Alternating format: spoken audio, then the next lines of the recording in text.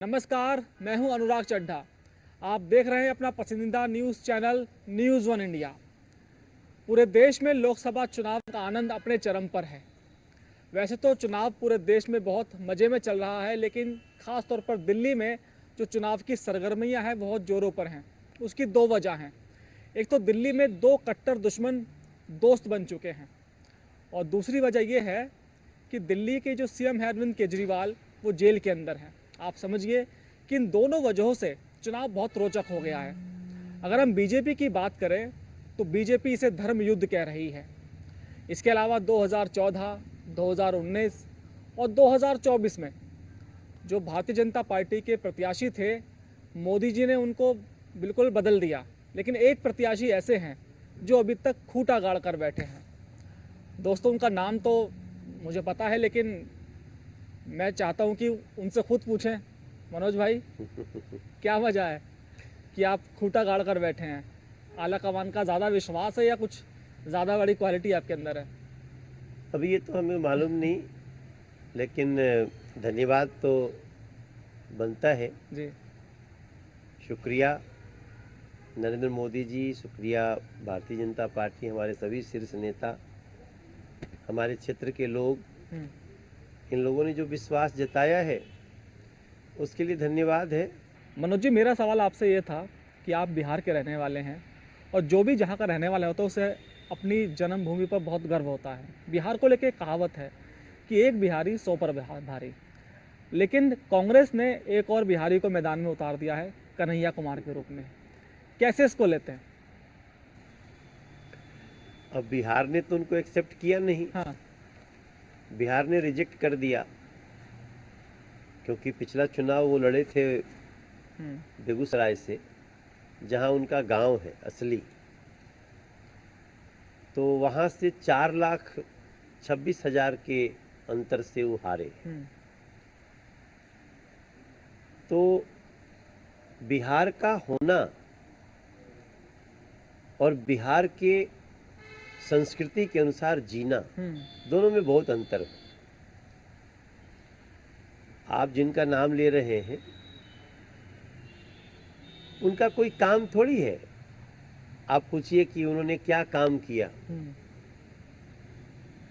तो उनका काम कुछ आएगा नहीं। बस है कि उन्होंने कुछ नारे लगाए हैं जेएनयू में रहते हुए, वह भारत तेरे टुकड़े होंगे इंशाल्लाह इंशाल्लाह, अफजल हम शर्मिंदा हैं तेरे कातिल जिंदा हैं, वो झूम झूम के हमें चाहिए आज़ादी। तो जो इस देश से ही अपने को आज़ादी मांग रहा हो, जो भारत की सेना को गाली दे रहा हो, उसको बिहार न कभी स्वीकार किया है, न देश कभी स्वीकार करे। आप कह रहे हैं उन्होंने कुछ काम नहीं किया, कांग्रेस उनको जेएनयू का सुपरस्टार बताती है, भले ही आप रील और राजनीति की दुनिया के सुपरस्टार हैं। तो कांग्रेस के लिए देश विरोधी कार्य करने वाला तो वो सुपरस्टार है। यही तो कारण है कि आज कांग्रेस की ये दुर्गति हो रही है। मनोज भाई, मोदी जी के आने के बाद देश में जो नेशनलिज्म की भावना है वो बहुत लोगों में जगी है, ये बात किसी से छिपी नहीं है। और देश प्रेम एक लोगों ने प्रायोरिटी तय की है देश धर्म को लेके, देश प्रेम को लेके, ये बात आप मानते हैं? दूसरी बात, चुनाव में आपके सामने वो व्यक्ति है कि जिसके ऊपर टैग है टुकड़े टुकड़े गैंग में शामिल होने का, जिसकी छवि एंटी नेशन कही जाती है, तो इस चुनाव में कितना फायदा इसको आपको मिलेगा? नहीं, जब ऐसा व्यक्ति मैदान में आपके सामने हो, तो निश्चित रूप से जो होता है वो कांग्रेस में हो भी रहा है। आप दिल्ली के कांग्रेस में देख लीजिए, प्रदेश का अध्यक्ष ही इस्तीफा देके चल दिया। जिस प्रदेश से वो चुनाव लड़ने आए, वो प्रदेश के अध्यक्ष अरविंदर सिंह लवली वो इस्तीफा दे दिए। इंदौर सूरत की भी कहानी आपने सुनी होगी, वो प्रत्याशी। तो तमाम ऐसी चीजें हो रही हैं जिसमें जब ऐसे कैंडिडेट को पार्टी चुनती है जो जनता की नजरों में टुकड़े टुकड़े गैंग का नेता हो,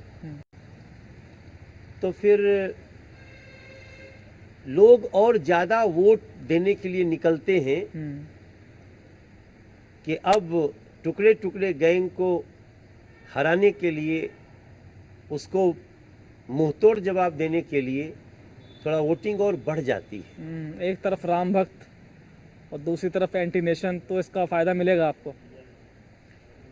देखिए, हमने राम भक्ति किसी स्कूल से नहीं सीखी है। हम तो मर्यादा के हैं, सत्य के हैं, त्यागी पुरुषों के हैं, संस्कृति के हैं। राम के थे, राम के हैं, राम के रहेंगे, क्योंकि राम मर्यादा के प्रतीक है, राम सत्य और त्याग के प्रतीक है। अब तो बात हो रही है, और वो अब तो कन्हैया कुमार जी को चाहे कोई कुछ भी वो अपने मन से जो भी कहना हो कहें। उनका पिछला चुनाव भी मैंने देखा था, और ये देश के लोगों को याद रखना चाहिए कि आपको अगर देश की राजनीति में अब आना है तो आपका चरित्र देश के प्रति, महिलाओं के प्रति, संस्कृति के प्रति अब ये देश उसका खूब अच्छे से समीक्षा करता है।